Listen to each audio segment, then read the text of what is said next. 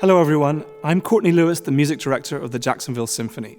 I'd like to welcome you to the Jacksonville Symphony's home, Jacoby Symphony Hall, and to the first of our online program notes to introduce you to the music that we're playing this season. I'm really excited about the opening of our season. The very first piece is an atmospheric and festive work by the English composer Julian Anderson. Now in his 40s, Julian Anderson is fascinated by the instrument, the French horn. Now usually the horns sit at the back of the stage and we don't see very much of them. But in this piece, 5 horns play in various positions of the hall. Sometimes they're in the center of the stage where a soloist might play. Sometimes they're off stage, and sometimes they're to the sides of the stage. And this creates a wonderful antiphonal effect as the horns call to each other across the hall. The French horn uses a system of tuning called natural tuning. Most of us are used to the piano, which uses a system of tuning called tempered tuning. That means that all the notes are equal, the distance between the notes is the same.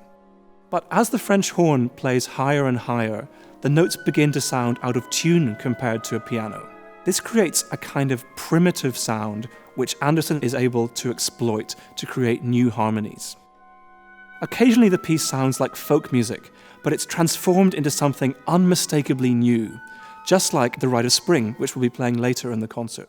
Imagin'd Corners starts with a fanfare, a call to attention from the horns, and gets gradually more excited, ending with all 5 soloists playing bucolic calls from the 4 corners of the stage.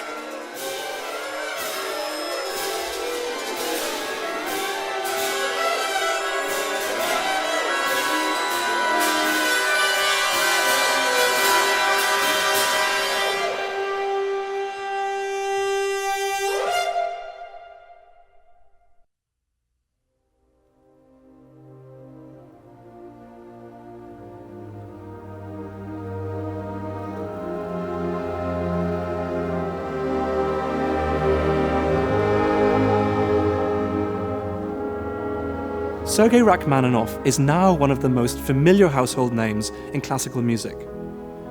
When he was younger, though, he suffered a massive psychological blow after the failure of his first symphony. This was such a big deal that he couldn't write any music. He believed he had no future as a composer, and he sought the help of a psychiatrist. The years 1897 to 1900 proved slow as he gradually replenished his confidence. But his creativity was finally rekindled by a trip to the Mediterranean in April 1900. Rachmaninoff returned to Russia with a renewed vigor and a portfolio of sketches for his opera, Francesca da Rimini. He also returned with the second piano concerto. The piece begins rather ominously for solo piano in a series of powerful chords that begin very softly and build inexorably before a powerful, passionate, and sorrowful melody bursts forth in the orchestral strings.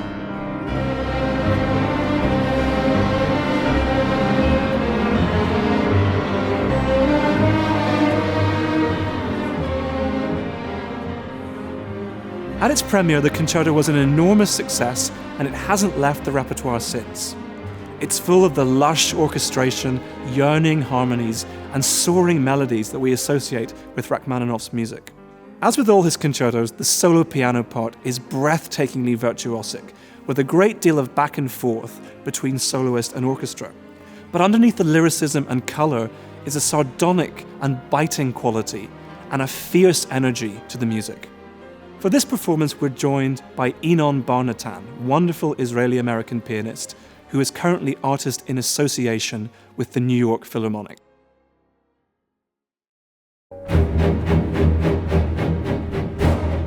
Igor Stravinsky's ballet, The Rite of Spring, had one of the most notorious premieres in musical history.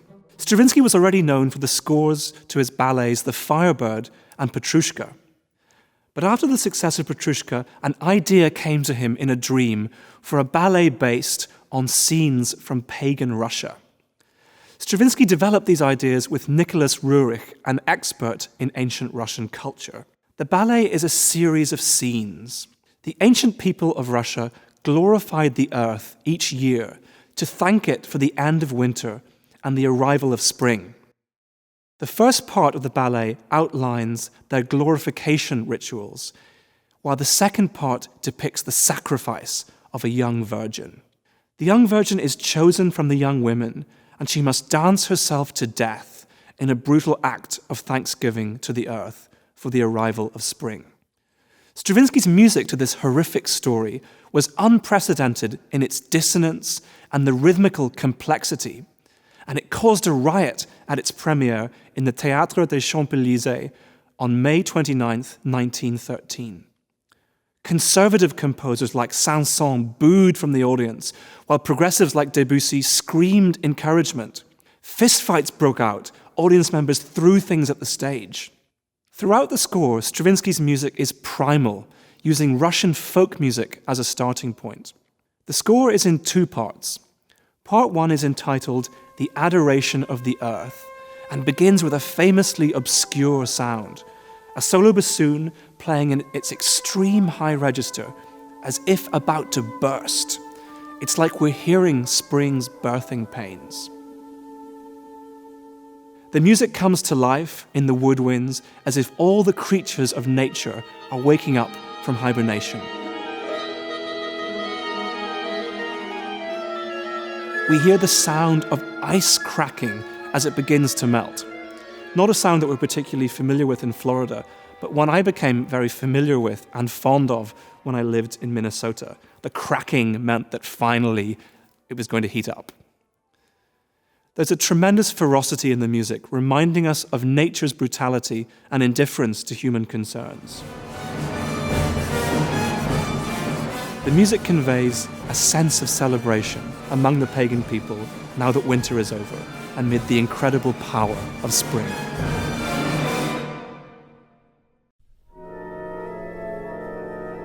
Part 2 is entitled The Sacrifice.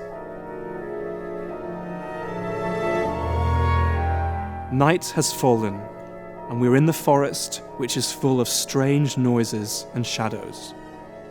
We can hear insects crawling under the trees and moths fluttering in our ears. A circle of young girls begin to dance slowly. Eventually, one is chosen as the victim, and she is glorified by the tribe in a dance.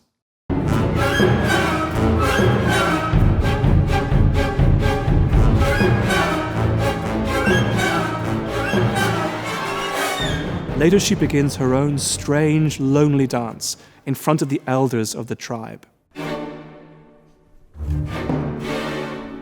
As her movements become wilder and more brutal, so does the music, scurrying along in rhythmical patterns that are completely unpredictable and terrifying.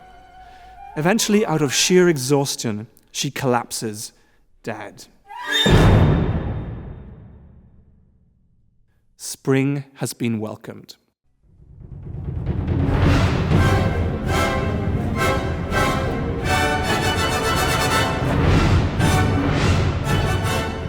No other piece of music in the 20th century caused as great a stir as the Rite. It's perhaps the most influential music of the century, tearing apart the established conventions of musical composition in the same way that war was about to ravage Europe. But despite the music's savagery, it is also beguiling and seductive, full of a rhythmical energy that appeals to our most primal selves. It's a piece that I became obsessed with as a teenager. It demands our attention and thrills and shocks us like no other. Jacksonville audiences haven't heard a performance of The Rite of Spring in over 30 years. So join us as we perform the score of this great ballet.